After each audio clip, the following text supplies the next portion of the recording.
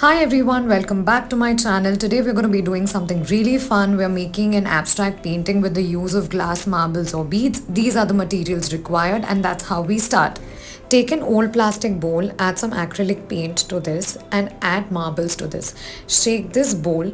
Now take another tray, put some paper onto it and tip over these glass beads or glass marbles and start moving your tray. Now this is really fun. You can keep moving the tray until you're satisfied with the pattern of the paper from the tray and let it dry. I am going to try this on a couple of more different papers. This one is a scrap painting from before and I'm making a pattern on this one. I have cut out some other smaller sheets of paper as well. You can try this with how many ever pieces in whatever sizes you require, even in multiple colors.